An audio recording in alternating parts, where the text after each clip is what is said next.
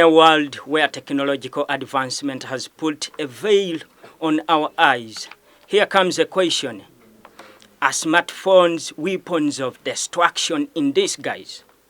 Join me as we discuss this pertinent issue which has entangled our society right here on LMW TV. My name is John Niola. But before we delve into our topic of discussion and before I let my guests introduce themselves, let's first go in for a quick breather. Good morning.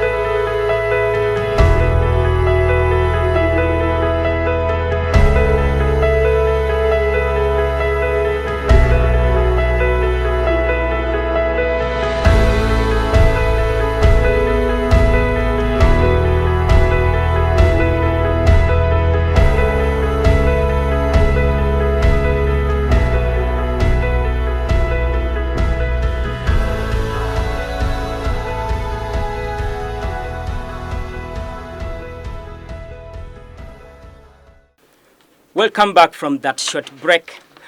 Without wasting any time, let me allow my guests to introduce themselves. Thank you, John. Good morning, our dear viewers from wherever you are. My name is Leah Atute, and I'm so glad to be part of this show. Yeah, and my name is Benjamin Kutosi, and I'm so happy and delighted to be part of this show.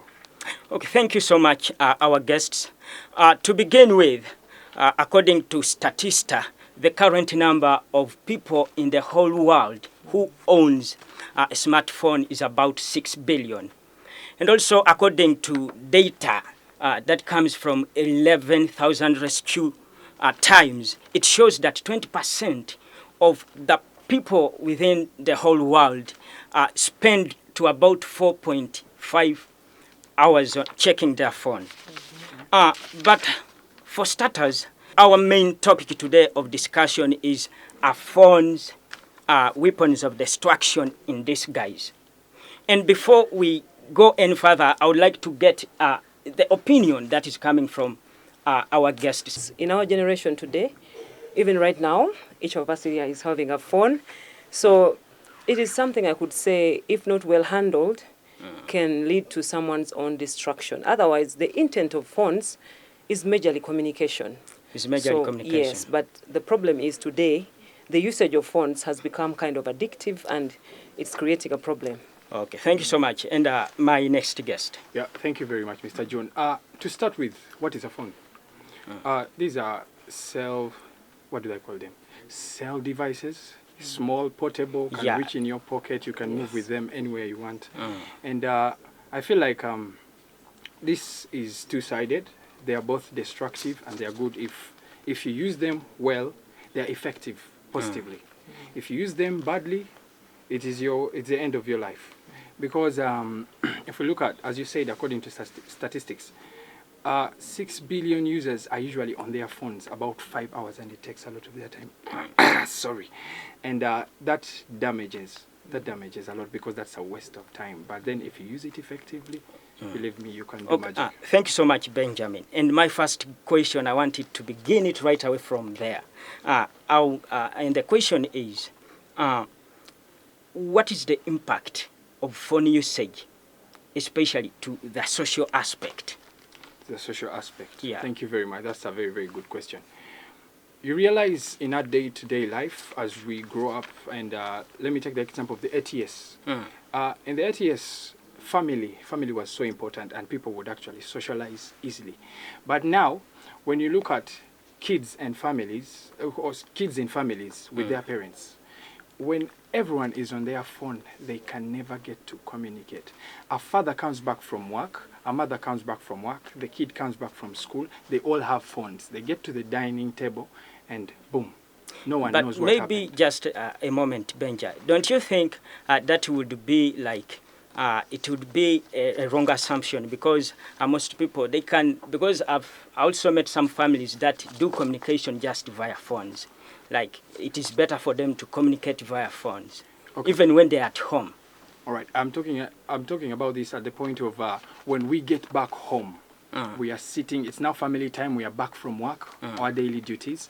And then instead of concentrating on, okay, let's evaluate, how did this day go? People are busy on their phones. The parent doesn't know what happened to the kid at school.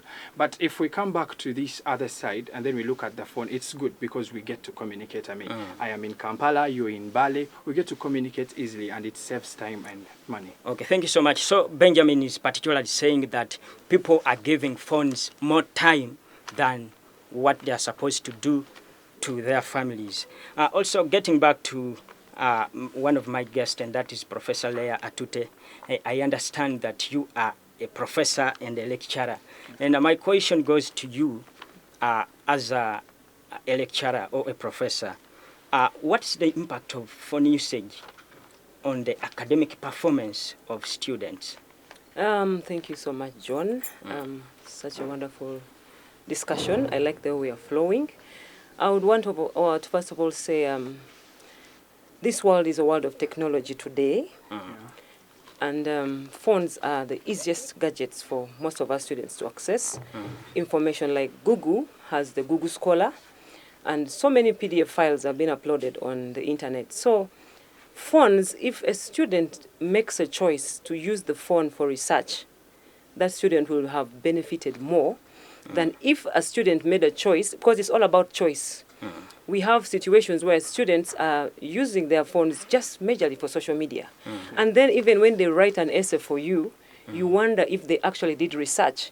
So there's a lot of junk on the internet, and there's also a lot of useful information. Okay, so just to weigh in, like, which one takes the biggest part? Are phones helping students really, or they are trying to limit their performance? In my opinion, I would think we need to do a lot of sensitization, because in my observation, I think phones are becoming a detriment to our students today.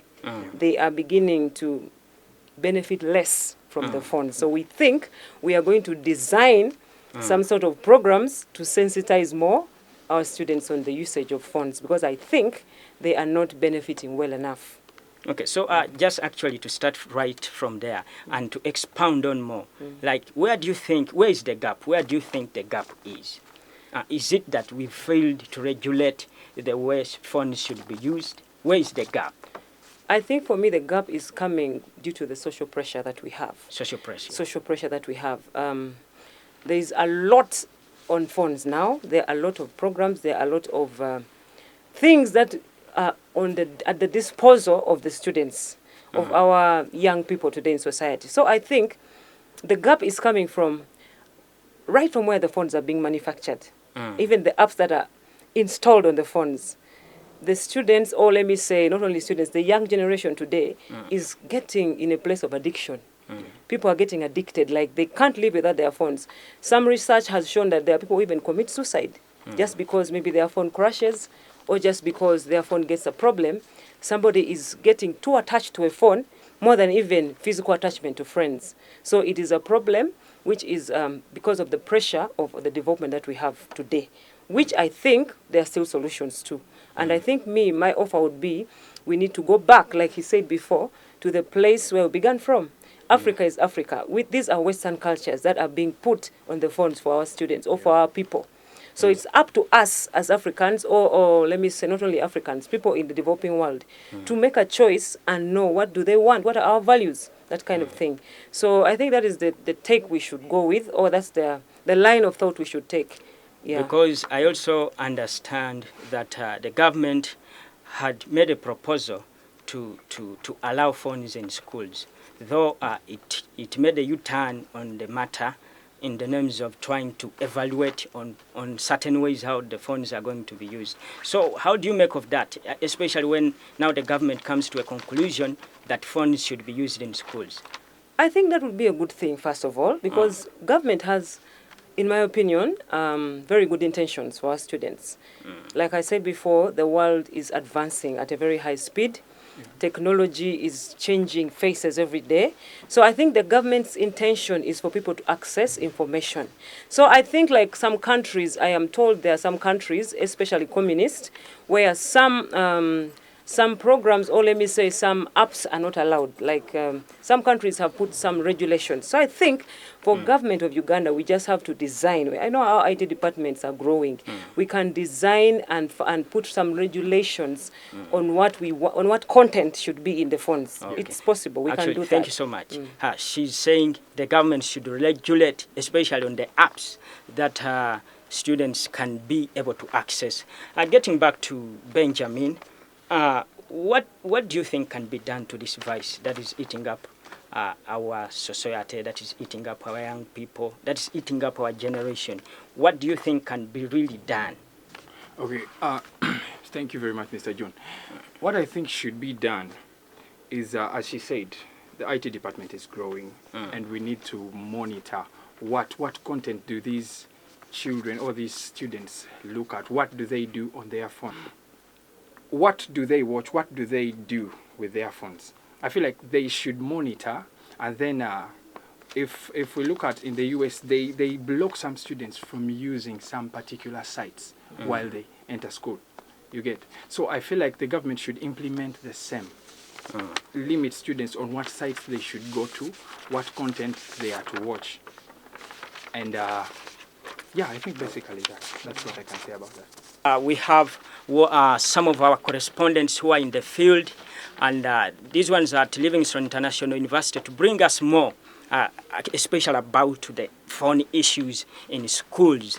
We very well know that on January 4th, 2022, a study institute of Siltex in Washington, D.C. carried out a research on phone addiction, whereby we found that many of the teenagers and parents and children were involved in this.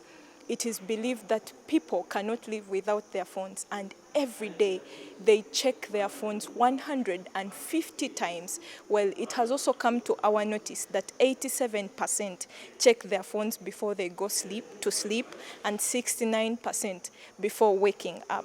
We have 75% texting while driving. This is very alarming, and these numbers are so overwhelming, even many more. But what is absurd is that we have students, about a percentage of 69%, that easily get distracted, yet they are supposed to be focusing on school. Well, our phones are a weapon of distraction in disguise. We are yet to know more about that. Well, with me right here, I have the DVC academics, who is going to give us his view about this. Phones and other forms of technology can be a great distraction. It can also lead students down into areas of sin, or even in terms of academics, of areas that they should not go because they're not ready.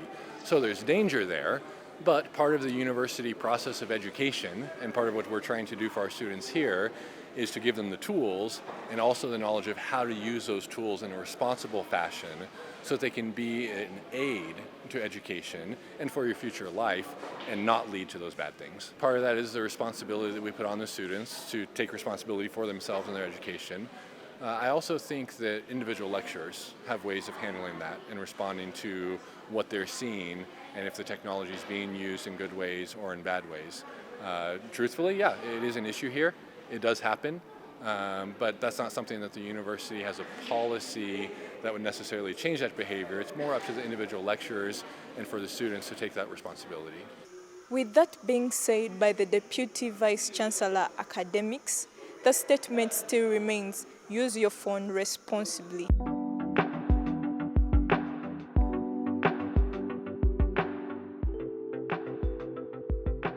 Positively, most of the information that I need, I get it from internet, so I have to use my smartphone. Okay. But in most cases, it has taken a lot of time. You fail to do certain things because to spend more time on the phone, and then you fail to achieve certain things that you would have wanted to do because you're spending more time on it. Yeah, Yeah, they can be a liability to some extent because most of the times they take our time and steal our social life, and we concentrate on them, and we lose friends. We focus on overseas friends whom we don't have physically, and it really affects us.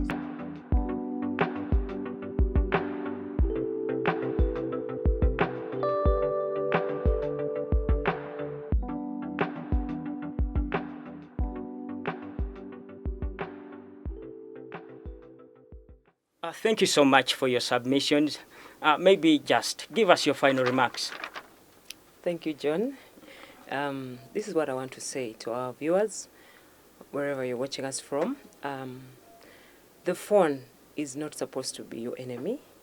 The phone is not supposed to destroy you. Neither is it supposed to distract you. You can make a choice and use this phone to just benefit in terms of communication and also in terms of research, because as a country, for example, in Uganda, research is something that we are looking into now to be able to adapt with the technology that is in the world today. So I want to just submit and say, let's embrace technology, even the use of phones, but for our own benefit, starting from you and I as an individual, and then to our society as well. Thank you. Thank you very much, Mr. John, for hosting us on this show. As me, I would love to tell you to know how to use the phone, and it attracts people, those who really want to actually benefit from where they've not benefited from, like those who snatch phones. Njogera namwe abakuba obuyondo mwe bentunuulira. Work hard, you can get, they are accessible nowadays. Other than that, know how to use your phone, when to use it, and what to use it for. Thank you very much. Thank you so much. That finally brings us to the end of our discussion. Till when we meet, I'm John Niola.